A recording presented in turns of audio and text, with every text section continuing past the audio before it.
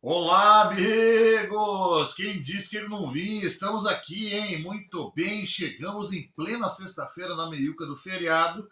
Canal Tricolás por aqui, obrigado a você que está sempre com a gente, curtindo as nossas postagens, participando por aqui também, conversando um pouquinho sobre futebol. Obrigado mesmo. Curta, compartilhe e divulgue também. Ah, tem um cara lá que me tirou a besta para falar as coisas, meu.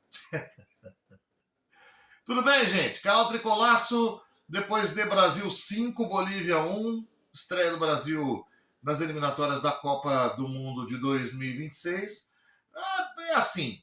Bom, para quem não está acostumado, os mais antigos já sabem, mas para quem não está acostumado, o Canal Tricolaço fala dos jogos da seleção brasileira também. Afinal de contas, quando tem jogo da seleção brasileira, não tem do time. É futebol, a gente gosta, a gente assiste. Então, sendo o jogo oficial, claro, não vou comentar amistoso da seleção brasileira, mas sendo o jogo oficial, como é o caso das eliminatórias para a Copa, estamos aqui para comentar também, porque estamos vendo futebol e estamos aqui primeiro porque adoramos futebol. Né? É, partida muito boa, mas assim, alguns aspectos interessantes que devem entrar na conta. Né? Ao contrário dos últimos anos, e a internet deixou isso muito claro, né? Eu assisto o jogo navegando e a navegação ela não mente no jogo de hoje. O número de pessoas comentando o jogo da seleção brasileira, aquela, aquela, aquele acompanhamento comentado, né, na internet, que a gente costuma ver de vez em quando, especialmente em jogo de clubes, é muito grande hoje. Mas tudo isso tem um nome, né? O nome que dá título aqui ao vídeo de hoje, o nome que circula na boca de todo mundo que gosta de futebol e que estava curioso com a seleção brasileira desde o começo dessa semana, pelo menos, que é o nome do Fernando Diniz. O Fernando Diniz, nos últimos anos, ele conseguiu um feito que talvez nem ele mesmo imaginava. Porque por ele se tornar uma pessoa que provoca discussões muito apaixonadas a respeito do seu trabalho como técnico de futebol, ele acabou se tornando um assunto relevante, inclusive, no meio do futebol. Então você tem as pessoas que gostam do trabalho do Diniz e o aclamam, e você tem os eternos desconfiados a respeito do trabalho do Diniz. E você tem uma seleção brasileira vinda de uma frustração enorme na última Copa do Mundo, sendo comandada por esse cara que divide as opiniões quase que literalmente ao meio.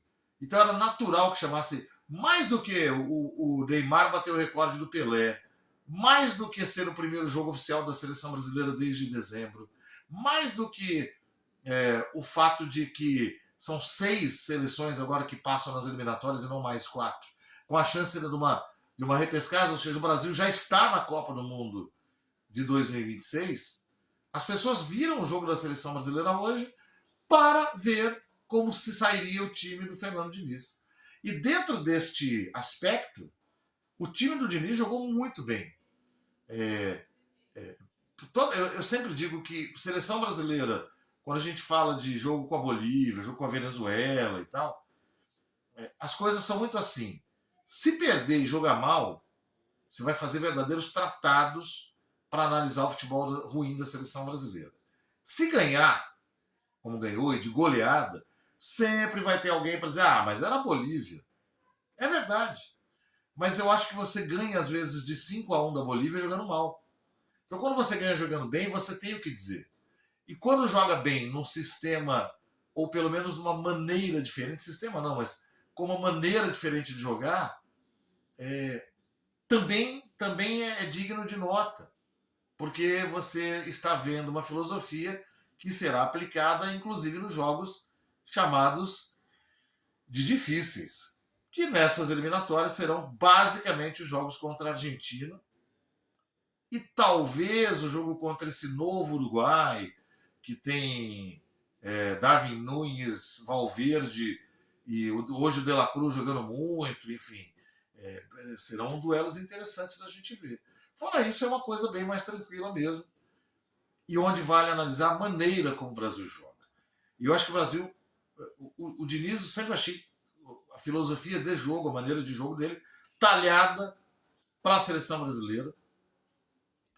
E fui entusiasta da ideia dele ser o técnico do Brasil.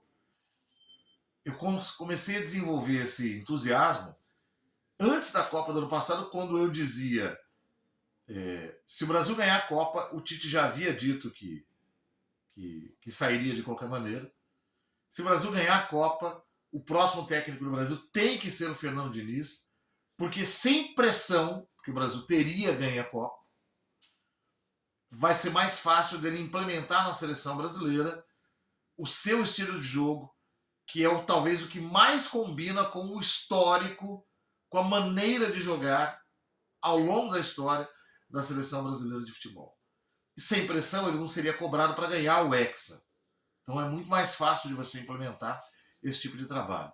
As coisas não seguiram esse caminho, o Brasil não ganhou o Hexa, mas depois de toda aquela discussão, o Brasil precisa de um técnico estrangeiro, a CBF anunciou que tinha acertado com o Carlo Ancelotti, mas precisaria de um interino até o ano que vem na Copa América.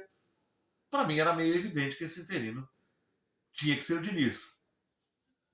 Havia um impeditivo, que era o fato dele ser o técnico do Fluminense, que a CBF acabou resolvendo com uma conversa. Eu não gosto, acho que o cara técnico do clube ou é técnico da seleção brasileira, muito mais em relação ao clube, eu acho, em relação à seleção nem precisa, mas em relação ao clube acho que ele deve esse tipo de compromisso. Mas, enfim, acabou dando certo e hoje ele é o técnico interino e eu ainda acho que ele vai virar técnico definitivo. Vai ser muito difícil tirar o Diniz da seleção brasileira se o time estiver jogando bem, tiver feito resultados convincentes contra seleções maiores e o Brasil dessa vez finalmente terá 3 amistosos que valem muito a pena, Espanha, Portugal e França. Não conseguia marcar mais esse tipo de amistoso há muitos anos, então vale a pena. E aí, dependendo do que ele conseguir mostrar, pode ser que quando chegar a época do Ancelotti, não seja interessante trocar o Diniz. Essa é a grande questão. Para o jogo de hoje especificamente, alguns jogadores foram muito interessantes. O Neymar foi muito bem, se a gente considerar inclusive que ele fez uma função de meia-meia mesmo hoje. Né? O cara que chegava ao ataque apenas quando conseguia romper as linhas, mas a função primordial dele hoje era trabalhar na distribuição e ele fez isso dividindo com o Bruno Guimarães de forma muito boa. O Bruno Guimarães jogou demais também. E o outro jogador que jogou muita bola foi o Rodrigo Rodrigo Raio. Que jogador pronto, não? Um jogador que é maduro desde a época do Santos, né? Como é bom ver o Rodrigo jogar. E ele jogou demais hoje. Algumas coisas curiosas, o Ederson como titular absoluto, e para o jogo do Diniz ele funciona muito, eu acho. Ele é que melhor sabe usar os pés.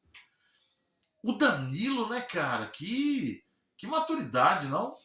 O Danilo é um jogador que é sempre o segundinho ali na lateral direita da seleção, muitas vezes convocado para fazer o número mesmo, para fazer dar os 22, mas numa fase muito boa. Numa fase muito boa. O lado esquerdo, o Renan Lodge, discreto. Eu não gostei, não é que eu não gostei. Eu não teria convocado o Renan Lodge, não acho grave nada disso, mas não teria convocado. O Diniz gosta desde a época de Atlético Paranaense. Para mim não tem feito nada que justifique, mas também não tem feito nada que proíba, então pode trazer o rapaz. Joga bem. O Casimiro, sempre muito preciso na sua forma de jogar, né? Jogou bem também. O Rafinha, aquele negócio eliminatórios, ele joga bem. Vai jogar bem na Copa? E o Richarlison tentou de novo, não conseguiu marcar gol, saiu, ficou chorando, enfim. O Richarlison colhendo os frutos de um dia ter dito que era o 9 que a 9 da seleção era dele, que ele era o homem-gol. Foi feliz. E olha que ele é um cara que não é exatamente dado esse tipo de coisa, mas naquele momento foi, e as coisas não estão dando certo. Então é isso. 5-1 Brasil. Próximo jogo é na terça-feira lá no Peru, contra o Peru, que não tem sido fácil nos últimos anos, mas é o Peru, né? O Peru também habita a terceira prateleira lá da Confederação Sul-Americana. Então, mesmo sendo lá, prevejo uma vitória, até certo ponto, construída com tranquilidade, a não ser que o fato de ter uma ou outra dificuldade ali para montar time e tal, atrapalha. Mas não creio. Então é isso, gente. Abraço a todos aí e a gente volta na próxima semana que vem. Vamos falar mais uma vez da preparação de São Paulo para a final da Copa do Brasil, a volta do Campeonato Brasileiro. Estaremos por aqui no nosso canal Tricolás também. Valeu, gente!